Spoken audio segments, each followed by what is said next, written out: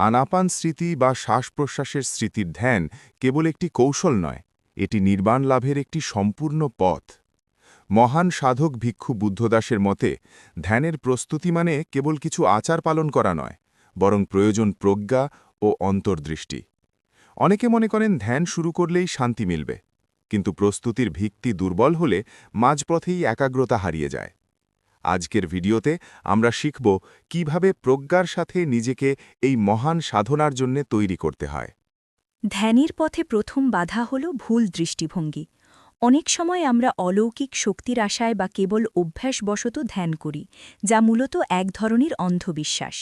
বুদ্ধদাস আমাদের সতর্ক করেছেন যে ভয় থেকে দেবদেবীর পূজা করা মনকে দুর্বল করে দেয়। প্রকৃত প্রস্তুতি হল মনকে শক্তিশালী করা এবং নির্বাণের লক্ষ্যে সচেতনতা তৈরি করা। আপনার প্রতিটি কাজ, তা প্রার্থনা হোক বা নিবেদন, সেটি যেন প্রজ্ঞার সাথে হয়, নিছক প্রথা হিসেবে নয়। শীল বা নৈতিক শৃঙ্খলা ছাড়া ধ্যানে উন্নতি করা অসম্ভব। একে 4টি ভাগে ভাগ করা হয়েছে। প্রথমত, বিনয় বা নিয়মাবলী পালন, প্রাতিমোক্ষ। দ্বিতীয়ত, ইন্দ্রিয় সংযম, অর্থাৎ চোখ, কান বা মনের সংস্পর্শে আসা কোনো বস্তুর প্রতি অতিশয় আকর্ষণ বা বিকর্ষণ তৈরি না করা। তৃতীয়ত, শুদ্ধ জীবিকা। এবং চতুর্থত, জীবনধারণের প্রয়োজনীয় বস্তু ব্যবহারে সচেতনতা। শত শত নিয়ম মুখস্থ করার চেয়ে শীলের মূল ভাবটি, অর্থাৎ শুদ্ধ জীবন, হৃদয়ে ধারণ করাই জরুরি। একজন প্রকৃত সাধকের জন্য সন্তুষ্টি হল সবচেয়ে বড় সম্পদ। খাদ্যগ্রহণের ক্ষেত্রে নিয়ম হল সহজলভ্য খাবার গ্রহণ করা এবং বাছবিচার না করা। পোশাকের ক্ষেত্রে পরিত্যক্ত বা অপ্রয়োজনীয় কাপড় ব্যবহারের পরামর্শ দেওয়া হয়, যা আসক্তি কমায়। বাসস্থান হওয়া উচিত অরণ্য বা উন্মুক্ত স্থান, যেখানে প্রতিকূল আবহাওয়া সহ্য করার মানসিক শক্তি তৈরি হয়। মনে রাখবেন, ঔষধ বা অন্য যা কিছু আমরা ব্যবহার করি, তা যেন কেবল বিলাসিতা নয়, বরং প্রয়োজনেই ব্যবহৃত হয়। বৌদ্ধ ঐতিহ্যে ধ্যানের আগে 12টি প্রস্তুতিমূলক ধাপ পালন করার কথা বলা হয়েছে। যদিও এগুলোর অনেকগুলো বুদ্ধের পরবর্তী সময়ে যুক্ত হয়েছে, তবু এগুলো মনকে ধ্যানের জন্য উপযোগী করার চমৎকার কৌশল। এগুলোর কাজ জাদুর মতো অলৌকিক কিছু নয়, বরং এটি আপনার বিক্ষিপ্ত মনকে শান্ত করে একাগ্রতার জন্য প্রস্তুত করে। এর মধ্যে শিক্ষক ও সংঘের সাথে সম্পর্ক স্থাপন এবং নিজের সংকল্পকে দৃঢ় করার ধাপগুলো অত্যন্ত গুরুত্বপূর্ণ। ধ্যানের শুরুতেই শিক্ষক বা ইনচার্জের সাথে সুসম্পর্ক স্থাপন করতে হয়। এটি কোনো অন্ধ আনুগত্য বা যান্ত্রিক আনুষ্ঠানিকতা নয়, বরং এটি পারস্পরিক বোঝাপড়া ও অকপটতার সম্পর্ক। শিক্ষককে আপনার মানসিক দুর্বলতা বা দোষগুলো খোলামেলাভাবে জানানো উচিত, ঠিক যেমন একজন রোগী তার ডাক্তারকে সব বলেন।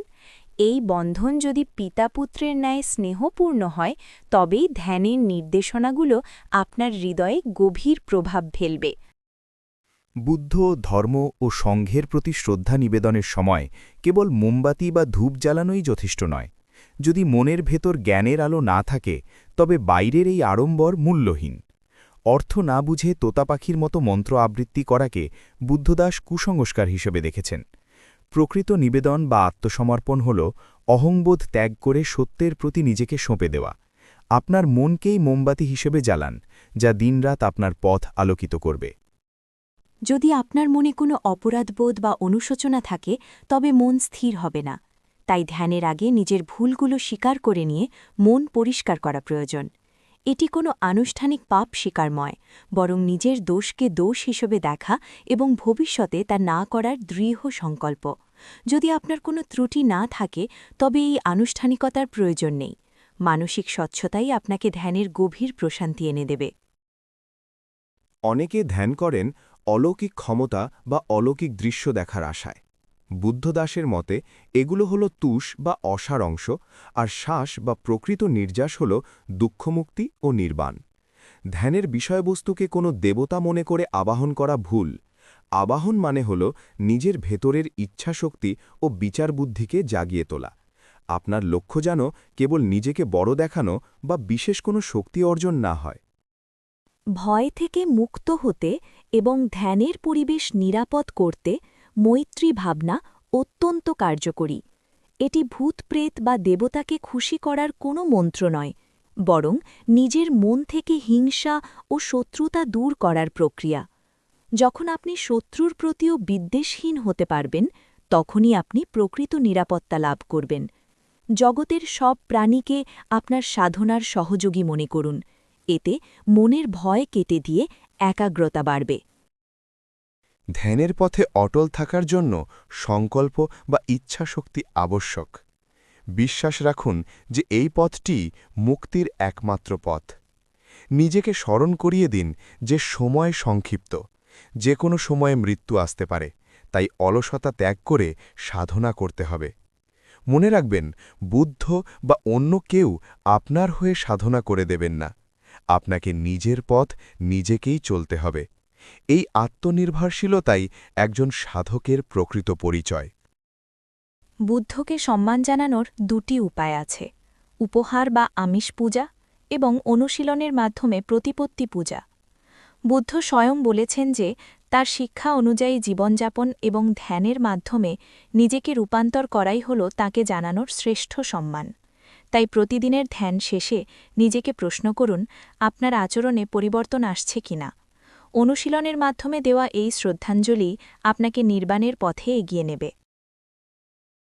প্রস্তুতির এই দীর্ঘ প্রক্রিয়ার একমাত্র উদ্দেশ্য হল ধ্যানের পথকে পরিষ্কার ও কণ্টকমুক্ত করা। এখানে ভোজনে মত্তঞ্জুতা বা পরিমিতিবোধ থাকা জরুরি। সাধনার ক্ষেত্রে গ্রহণ ও বর্জনের নীতি অনুসরণ করুন। যা আপনার মনের একাগ্রতা ও প্রজ্ঞা বাড়ায় তা গ্রহণ করুন, এবং যা কুসংস্কার বা অন্ধবিশ্বাস বাড়ায় তা বর্জন করুন।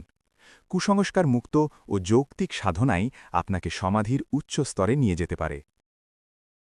আজকের আলোচনা থেকে আমরা কিছু গুরুত্বপূর্ণ পরিভাষা শিখলাম, যেমন প্রাতিমোক্ষ, বিনয়, কাম্যোত্থান, ধ্যানের বিষয়বস্তু এবং মেত্তা, মৈত্রী। ধ্যানের প্রস্তুতির এই বিষয়গুলো কেবল তত্ত্ব নয়, এগুলো জীবনের প্রতিটি পদক্ষেপে প্রয়োগ করার মতো দর্শন। আপনাদের ধ্যানের যাত্রা সফল হোক এবং আপনারা পরম শান্তি ও নির্বাণ লাভ করুন। আমাদের সাথে থাকার জন্য ধন্যবাদ।